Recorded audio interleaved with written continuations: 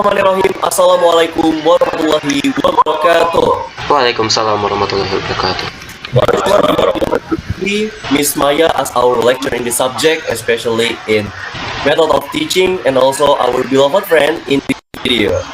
Let me and our beloved friend in this room, let me introduce our group first. My name is Andi with last student ID 0002, and also my teammate. My name is Muhammad Zafran Edi with the last student ID 028. And then My name is Ikhlas Amal. And then my name is Ikhlas Amal.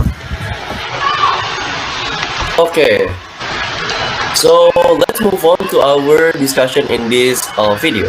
Today we learn about the method of teaching. Yeah, we know about the interlocutor, about how to teach careful in this moment, or something else like in the some of the class when you start of teaching in front of your student. So let's talking about the autonomous learning with the first my teammate Muhammad Zafran. Time is yours. Okay, thank you so much, Arif, for the opportunity. Amal, could you please go to the next slide?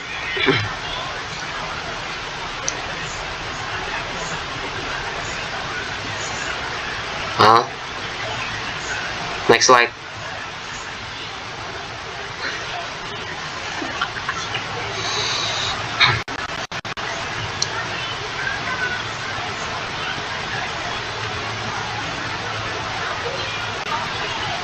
Okay, now we are beginning from the definition of autonomous learning itself. Maybe when the first time you hear about the definition of autonomous learning, maybe you were like, it's probably like when the student learning by itself, right?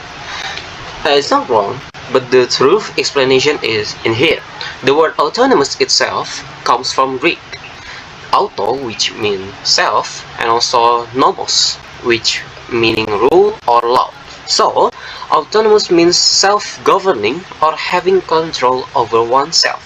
Now in autonomous learning context, this means to a learner ability to take responsibility for their own learning process, which in this case the learners are expected to be able to set their own learning goals, choose appropriate learning strategies, monitor their learning progress, and also evaluate their learning outcomes. Amal, please, next slide.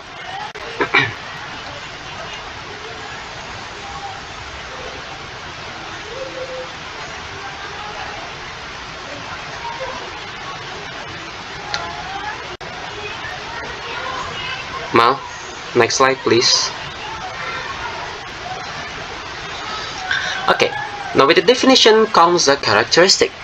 The characteristic of autonomous learners is the first one being take responsibility for their own learning.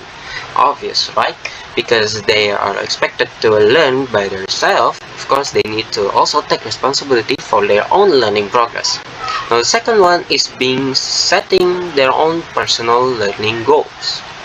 The third one is using various learning strategies. The fourth one being monitor their progress independently. And the last one is reflect on their learning process. Now, that's all the materials I could explain to you. And the next material will be explained by my teammate, which is Muhammad Arifanti. The time is yours. Great, Zafran. Thank you so much for the opportunity, and we can go to the next slide. Yeah. So as Zafran mentioned before, that really we can considering that we as teacher will be talking with our student in this forum, and let's talking about the role of the teacher in autonomous learning. So according to the left, Vygotsky, learning occurs most effectively when teachers provide guidance that helps students gradually become independent learners.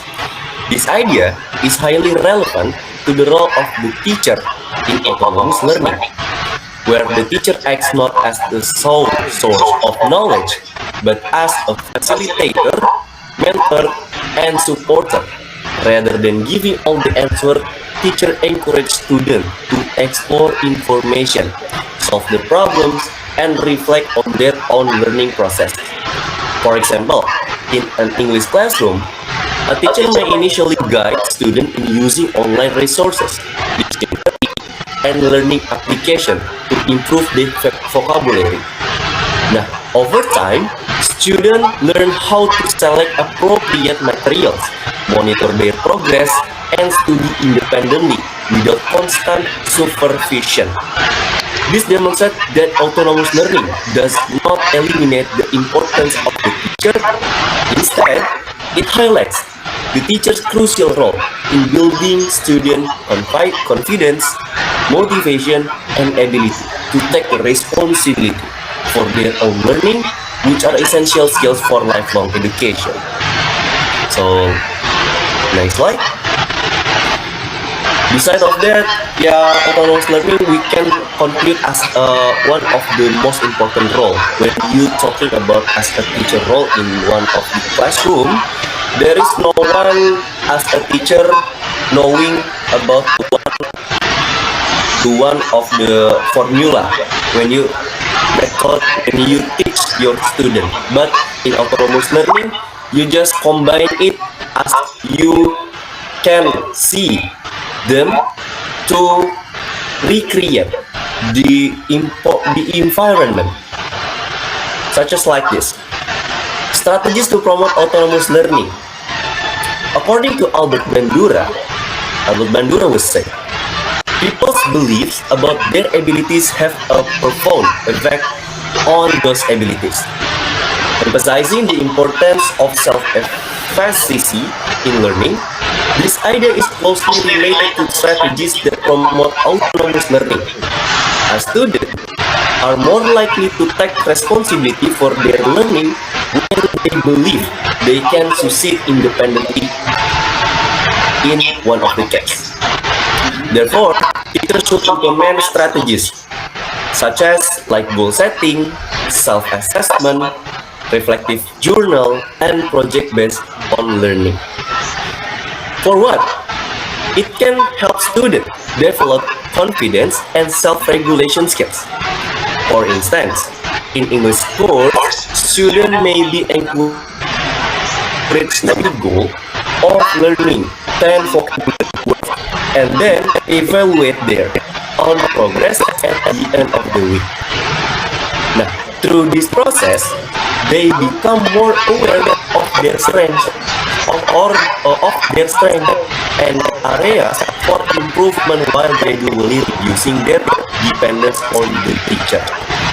In real life situations, these autonomous learning skills are highly valuable because individuals often need to acquire new knowledge independently, such as like learning digital skills, preparing for professional certification, or adapting to workplace demands. This way can be effective strategies for promoting autonomous learning. It can empower our students to become confident, responsible, and lifelong learners. So that's why this autonomous learning isn't just a method, but you can implement it in the real life situation.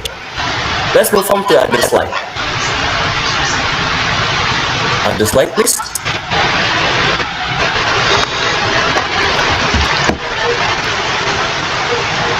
Amal, next slide.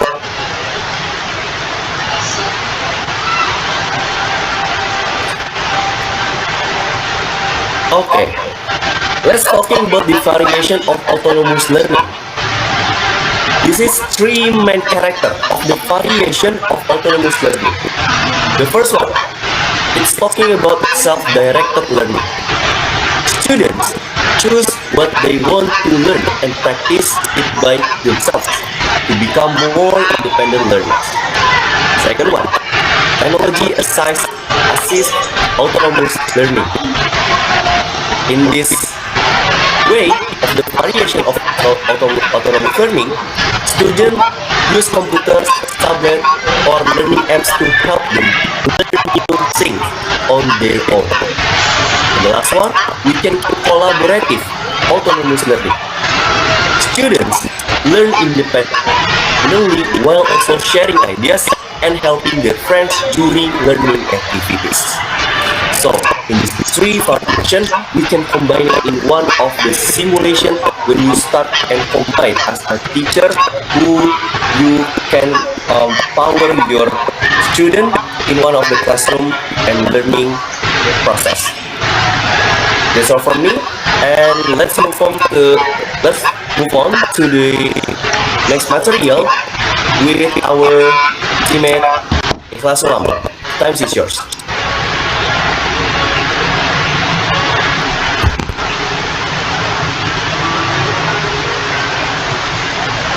We have next to our material. That is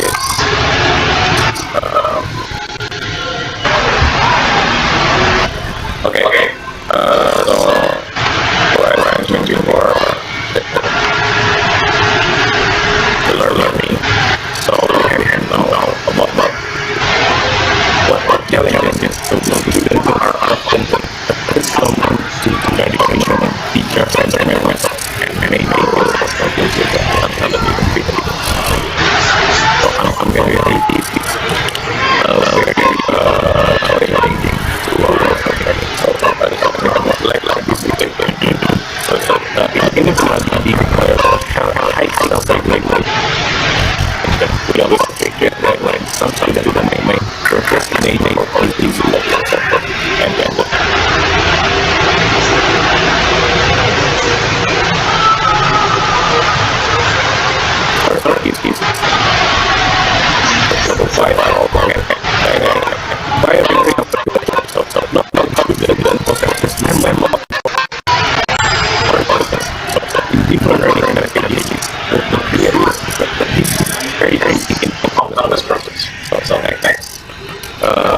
we have an example of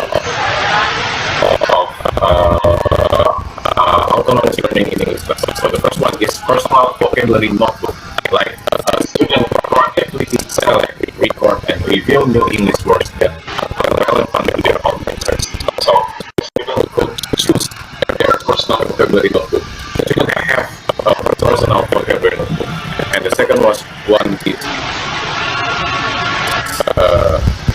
choosing English podcast. Yes, empowering students to independently select and listen to authentic English audio materials outside podcasts. So, choosing podcast is one of the good options for autonomous learning. The last one is self-assessment for own communication, fluency, and grammatical accuracy. So that's for the example of autonomous learning in English class. And now we're going to move to the next slide. Okay, so what is the concrete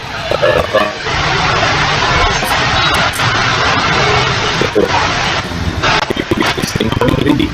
Students have to select literature or articles based on their reading level and fostering reading habits outside the syllabus.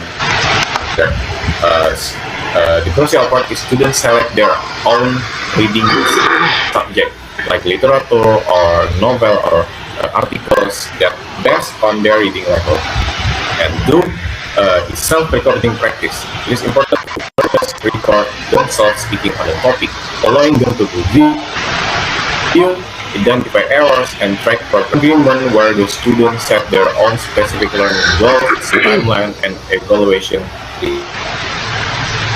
area. So this is the concrete classroom activities.